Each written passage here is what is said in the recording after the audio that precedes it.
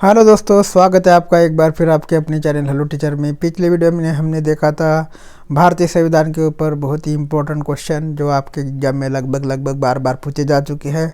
और इसी कड़ी में अगला वीडियो जोड़ने जा रहे हैं पार्ट 2 भारतीय मूल अधिकार सामान्य ज्ञान प्रश्नोत्तरी। तो भारतीय मूल अधिकार सामान्य ज्ञान प्रश्नोत्तरी में पहला क्वेश्चन है, मूल अधिकारों को सर्वप्रथम किस देश में मान्यता दी गई थी? तो वह है संयुक्त राज्य अमेरिका। तो संयुक्त राज्य अमेरिका में जो है मूल अधिकारों को सर्वप्रथम मान्यता दी गई थी। फिर है डॉक्टर बी.आर. आम्बेडकर ने संविधान के किस भाग को सबसे अधिक अवलोकित भाग कहा है? तो भाग 3 जो है, भाग 3 को बाबा साहब आम्बेडकर ने संविधान का सबसे अधिक अवलोकित भाग कहा है, भाग 3 को। ठीक है।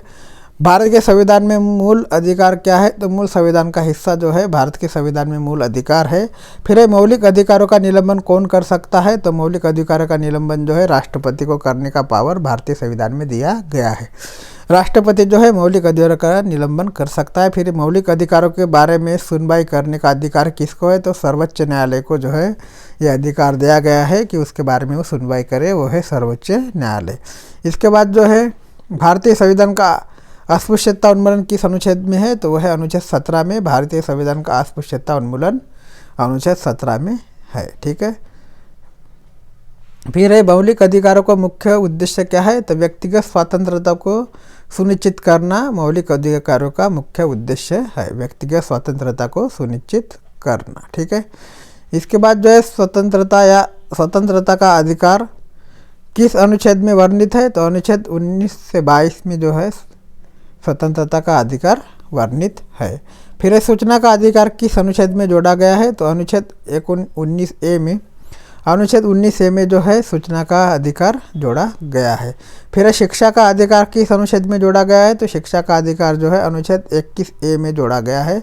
फिर है अनुच्छेद 24 में मौलिक अधिकारों में क्या वर्णित है? तो बच्चों के शोषण के विरुद्ध अधिकार जो है, बच्चों के शोषण के विरुद्ध अधिकार अनुच्छेद 24 में मौलिक अधिकारों में वर्णित है। फिर है संपत्ति का अधिकार कैसा अधिकार है? तो ये कानूनी अधिकार है। संपत्ति का अधिकार कानूनी अधिकार के अंतर्गत आता है। फिर है धार्मिक स्वतंत्रता का अधिकार किस अनुच्छेद में है? तो अनुच्छेद 25 में जो है धार्मिक स्वतंत्रता का अधिकार दिया गया है। फिर है मौलिक अधिकारों में संशोधन का अधिकार किसका है? तो मौलिक अधिकारों में संशोधन का अधिकार संसद का है। फिर है किस वाद में संसद को मौलिक अधिकारों में से संशोधन का अधिकार दिया गया है? तो केशवानंद भारती वाद में जो है मौलिक अधिकार में संशोधन का अधिकार दिया गया है, केशवानंद भारती वाद। ठीक है।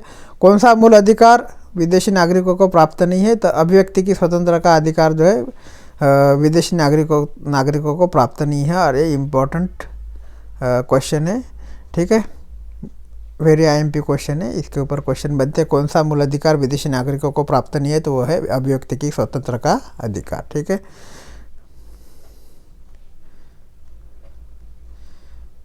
इसके बाद जो है 6 वर्ष से 14 वर्ष की आयु तक शिक्षा का अधिकार कैसा अधिकार है? तो 6 वर्ष से 14 वर्ष की जो आयु रहती है उसके अंतर्गत जो अधिकार आता है शिक्षा का अधिकार, वो मूल अधिकार के अंतर्गत आता है। ठीक है। 6 से 14 वर्ष तक का जो अधिकार है शिक्षा का, वो मूल अधिकार के अंतर्गत आता है। फिर बी.आर. आम्बेडकर ने किसे संविधान का हृदय एवं आत्मा की संज्ञा दी है? तो इसके ऊपर क्वेश्चन बनता है। बाबा साहेब आम्बेडकर ने जो है संविधान के उपचारों का अधिकार जो है, संविधान के उपचारों का अधिकार, इसको संविधान का आत्मा बोला है। और इम्पोर्टेंट क्वेश्चन है, इसके ऊपर क्वेश्चन बनता है। ठीक है।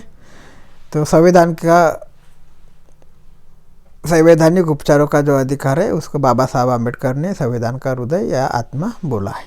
इसके बाद जो है मौलिक अधिकारों को लागू करने के लिए रिट कहाँ दायर की जाती है? तो मौलिक अधिकारों को लागू करने के लिए रिट जो है उच्चतम न्यायालय में दायर की जाती है। फिर किस याचिका का शाब्दिक अर्थ होता है? हम आदेश देते हैं। तो परमादेश जो याचिका है उसका शाब्दिक अर्थ होता है कि हम आदेश देते हैं, वो है परमादेश। फिर है सूचना का अधिकार किस राज्य में लागू नहीं है? तो सूचना का जो अधिकार था वो जम्मू कश्मीर में लागू नहीं था। ठीक है। इसके बाद जो है किसी कैदी को न्यायालय के समक्ष प्रस्तुत करवाने के लिए किस रिट की आवश्यकता होती है? तो बंदी प्रत्यक्षीकरण जो है उस रिट की आवश्यकता किसी कैदी को न्यायालय के समक्ष पेश करने के लिए होती है। फिर है व्यक्तिगत स्वतंत्रता के लिए कौन सी रिट दायर की जाती है? तो हेवियन कॉपर्स जो है वो रिट व्यक्तिगत स्वतंत्रता के लिए दायर की जाती है। फिर है मूल अधिकारों पर प्रतिबंध लगाने का अधिकार किसके पास है? तो मूल अधिकारों पर प्रतिबंध लगाने का अधिकार संसद को दिया गया है। फिर है प्रेस की स्वतंत्रता किस अधिकार में निहित है? तो भाषण स्वतंत्रता के अंतर्गत जो है प्रेस की स्वतंत्रता निहित है। प्रेस की स्वतंत्रता भाषण स्वतंत्रता के अंतर्गत आती है। फिर है संविधान के अनुच्छेद 23 में किसका वर्णन है? तो शोषण के विरुद्ध अधिकार जो है वो संविधान के अनुच्छेद 23 में दिया गया है, शोषण के विरुद्ध अधिकार। इसके बाद है संपत्ति के मौलिक अधिकार को किस संशोधन द्वारा समाप्त किया गया? तो संपत्ति का जो अधिकार था वो पहले मौलिक अधिकार में आता है, उसको संविधान संशोधन 44 से समाप्त करके उसको संपत्ति के अधिकार को कानूनी अधिकार में डाला गया है। ठीक है, संपत्ति का मौलिक अधिकार को किस संशोधन द्वारा समाप्त किया गया? तो 44वें संशोधन द्वारा। फिर इसके बाद का जो टॉपिक रहने वाला है नागरिकता का टॉपिक रहने वाला है, इम्पोर्टेंट टॉपिक है।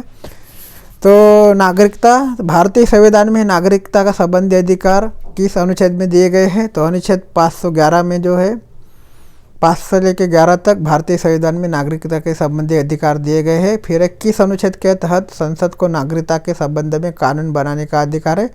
तो अनुच्छेद 11 के तहत संसद को नागरिकता के संबंध में कानून बनाने का अधिकार दिया गया है। फिर नागरिक बनने के लिए क्या शर्त आवश्यक है?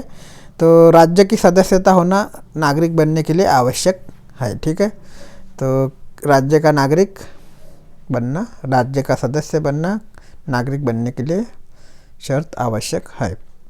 फिर नागरिकता किस प्रकार छीनी जा सकती है या समाप्त हो सकती है? तो देशद्रोह का आरोप सिद्ध होने पर जो है नागरिकता छीनी जा सकती है, फिर समाप्त की जा सकती है। फिर भारतीय संविधान में शामिल इकहरी नागरिकता किस देश से संविधान से प्रेरित है? तो इम्पोर्टेंट क्वेश्चन है। तो भारतीय संविधान में शामिल एकरी नागरिकता जो है, एकरी नागरिकता अपन जिसे बोलते हैं वो ब्रिटेन के संविधान से प्रेरित है।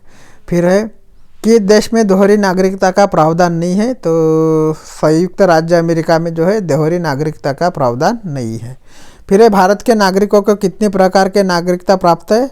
तो भारत के नागरिकों को एक प्रकार की नागरिकता प्राप्त है। फिर है संविधान द्वारा प्रदत्त नागरिकता के संबंध में संसद में एक व्यापक नागरिकता अधिनियम कब लागू किया? तो 1955 ईस्वी सन में जो है संविधान द्वारा प्रदत्त नागरिकता के संबंध में एक व्यापक नागरिकता अधिनियम लागू किया गया था 1955 में। ठीक है, इसके बाद जो है नागरिकता प्राप्त करने व खोने के विषय की विस्तार से चर्चा कहाँ पर है? तो 1955 का जो अधिनियम है उसमें सविस्तर चर्चा नागरिकता खोने या प्राप्त करने के बारे में दी गई है। फिर है कितने वर्षों तक बाहर रहने पर नागरिकता समाप्त हो जाती है? तो इम्पोर्टेंट लाइन है और इम्पोर्टेंट क्वेश्चन है। 7 वर्षों से अगर आप बाहर रह रहे हैं तो आपकी जो नागरिकता है वो समाप्त हो जाती है, 7 साल तक अगर आप बाहर रहते हैं तो। फिर है यदि कोई भारतीय व्यक्ति दूसरे देश की नागरिकता ग्रहण कर लेता है तो वह भारत का नागरिक नहीं होगा। ठीक है, यदि कोई भारतीय व्यक्ति दूसरे देश की नागरिकता ग्रहण कर लेता है, स्वीकार कर लेता है, तो उसकी जो भारत की नागरिकता है वो रद्द गिर जाएगी, वो भारत का नागरिक नहीं माना जाएगा। ठीक है, इसके बाद जो है राज्य के नीति निर्देशक तत्व सामान्य ज्ञान प्रश्नोत्तरी, इंपॉर्टेंट चैप्टर है। तो राज्य के नीति निर्देशक तत्व सामान्य ज्ञान प्रश्नोत्तरी। भारतीय संविधान में राज्य के नीति निर्देशक सिद्धांतों को शामिल करने का मुख्य उद्देश्य क्या है? तो भारतीय संविधान में राज्य के नीति निर्देशक सिद्धांतों को शामिल करने का जो मुख्य उद्देश्य है वो है कल्याणकारी राज्य की स्थापना करना। ठीक है, कल्याणकारी राज्य की स्थापना करने के लिए भारतीय संविधान में राज्य के नीति निर्देशक सिद्धांतों को स्थापित किया गया है। इसके बाद जो है राज्य के नीति निर्देशक तत्व ऐसा चेक है जो बैंक की सुविधा अनुसार अदा की जाएगी, यह कथन किसका है? तो इम्पोर्टेंट स्टेटमेंट है ये और इम्पोर्टेंट क्वेश्चन भी बन जाता है। तो राज्य के नीति निर्देशक तत्व एक ऐसा चेक है जो बैंक की सुविधा अनुसार अदा की जाएगा, यह कथन है केटी शाह का है। केटी शाह ने जो है राज्य के नीति निर्देशक तत्व को एक ऐसा चेक बताया जो बैंक की सुविधा के अनुसार अदा किया जाएगा। फिर है भारतीय संविधान का कौन सा अंग समाजवादी व्यवस्था करने की प्रेरणा देता है? तो नीति निर्देशक तत्व जो है भारतीय संविधान का अंग समाजवादी व्यवस्था करने की प्रेरणा देता है। इसके बाद है भारतीय संविधान में कल्याणकारी राज्य का आदेश कौन देता है? तो नीति निर्देशक तत्व जो है संविधान में कल्याणकारी राज्य का आदेश देता है। फिर नीति निर्देशक तत्व का क्रियान्वयन किस पर निर्भर करता है? तो सरकार के पास उपलब्ध संसाधनों पर जो है नीति निर्देशक तत्व का क्रियान्वयन निर्भर करता है। फिर मौलिक अधिकार व राज्य के नीति निर्देशक तत्व में से क्या समानता है? तो मौलिक अधिकार व राज्य के नीति निर्देशक तत्व में समानता जो है ये एक दूसरे के पूरक है। ठीक है, ये क्या है? एक दूसरे के पूरक है और इसके ऊपर क्वेश्चन बनता है। क्या नीति निर्देशक तत्व को कार्यान्वित करने के लिए मूल अधिकारों का हनन हो सकता है? तो कुछ का हो सकता है। ठीक है, क्या नीति निर्देशक तत्वों को कार्यान्वित करने के लिए मूल अधिकारों का हनन हो सकता है? तो कुछ का जो है हनन हो सकता है। इसके बाद जो है समान कार्य के लिए समान वेतन भारत के संविधान में कहाँ सुनिश्चित किया गया है?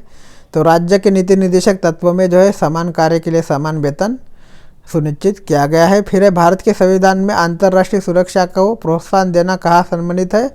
तो राज्य के नीति निर्देशक तत्व में जो है भारत के संविधान में अंतर्राष्ट्रीय सुरक्षा का प्रोत्साहन देना सम्मिलित है। फिर संविधान का कौन सा अंश भारत में नागरिकों को आर्थिक न्याय प्रदान करने का संकेत करता है? तो नीति निर्देशक तत्व जो है वो संविधान का अंश है जो भारत के नागरिकों को आर्थिक न्याय प्रदान करने का संकेत करता है। फिर राज्य के नीति निर्देशक सिद्धांतों में से किस अनुच्छेद का संबंध अंतर्राष्ट्रीय शांति और सुरक्षा के सर्वगत आता है? तो अनुच्छेद 51 के अंतर्गत जो है राज्य के नीति निर्देशक सिद्धांतों में से अनुच्छेद 51 के अंतर्गत अंतर्राष्ट्रीय शांति और सुरक्षा का समर्थन आता है। इसके बाद जो है राज्य के नीति निर्देशक सिद्धांतों के अनुसार किस आयु तक के बच्चों को निःशुल्क व अनिवार्य शिक्षा का प्रावधान है? तो 14 वर्ष तक के बच्चों को निःशुल्क और अनिवार्य शिक्षा का प्रावधान दिया गया है। ठीक है, 14 वर्ष के बच्चों को।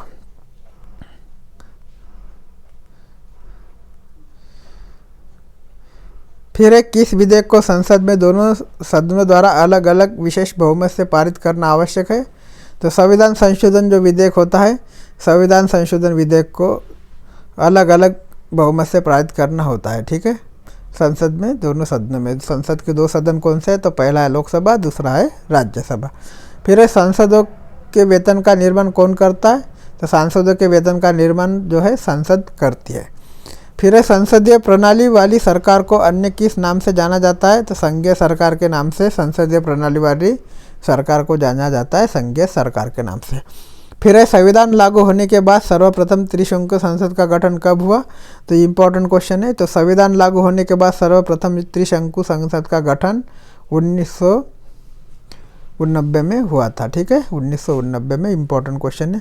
फिर अस्थायी संसद भारत में कब तक रही? तो 17 अप्रैल 1952 तक जो है अस्थायी संसद भारत में रही है। फिर संसद भवन पार्लियामेंट हाउस का उद्घाटन कब हुआ? तो 1927 ईस्वी सन में पार्लियामेंट हाउस का उद्घाटन हुआ। संसद भवन पार्लियामेंट हाउस का उद्घाटन किसने किया था? तो लॉर्ड इरविन ने जो है संसद भवन का पार्लियामेंट हाउस का उद्घाटन किया था। भारत की संचित निधि से धन निर्गम पर किसका नियंत्रण होता है? तो संसद का नियंत्रण होता है। भारत की संचित निधि से धन निर्गम पर किसका नियंत्रण होता है? तो संसद का नियंत्रण होता है। फिर राज्यसभा और लोकसभा की संयुक्त बैठक कब होती है? तो लोकसभा और राज्यसभा में मतभेद होने पर। राज्यसभा और लोकसभा की संयुक्त बैठक कब होती है? तो लोकसभा और राज्यसभा में मतभेद होने पर जो है राज्यसभा और लोकसभा की संयुक्त बैठक होती है। फिर संसद का निम्न सदन कौन सा होता है? तो लोकसभा जो है संसद का निम्न सदन होता है। फिर संसद का उच्च सदन कौन सा होता है? तो राज्यसभा होता है। ठीक है, निम्न सदन लोकसभा, उच्च सदन जो है राज्यसभा होता है। फिर संसद के किस सदस्य को गैर सरकारी सदस्य कहा जाता है? तो मंत्री के अतिरिक्त अन्य सभी सदस्यों को, ये इम्पोर्टेंट लाइन हो जाती है, मंत्री के अतिरिक्त अन्य सभी सदस्यों को जो है गैर सरकारी सदस्य कहा जाता है।